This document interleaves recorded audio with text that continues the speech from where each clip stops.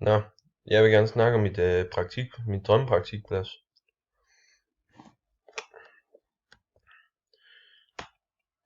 Nå, stedet det er 3 kilometer fra hvor jeg bor. Hos en der hedder John Olsen. Øh, det er på Midtjylland i Kirke Eskilstrup. Ansatte, der er John Olsen som ejer, 2 fastansatte, en der hedder Henrik og mig. I høsten hjælper Johns far, og madudbringer det er Johns kone og mor. Eller mor. Vi ser John nede i højre hjørne. Gården, John ejer 4 gårde, en ved Ringsted, en i Østrup, en i Kirke Eskilstrup, hvor han selv bor, og det er der jeg er det for det meste, og en i Udstrup på Hammershusvej. Højtoftegård, det er der gård, der ligger i Kirke Eskilstrup, der hvor han selv bor. Han har planteavl, og så har han høns, og så kører han lidt maskinstation, hvor han kører ud og presser for andre.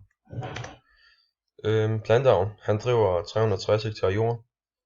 Han presser en hel del for andre, eller jeg kører ud og presser for andre, eller for ham. Så,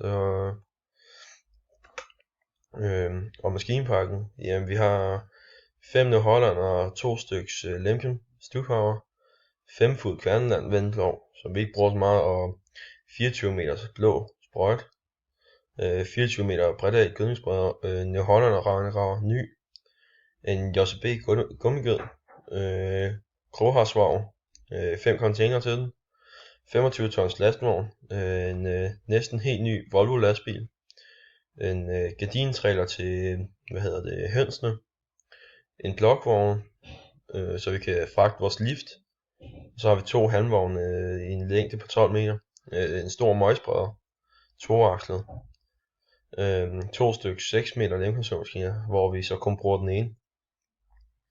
Så har vi flisehugger og foderblander til hønsene, en 800 kubik ATV, John Deere majtasker 30 fod, og så en helt ny New Holland Big Ball presser med vogn.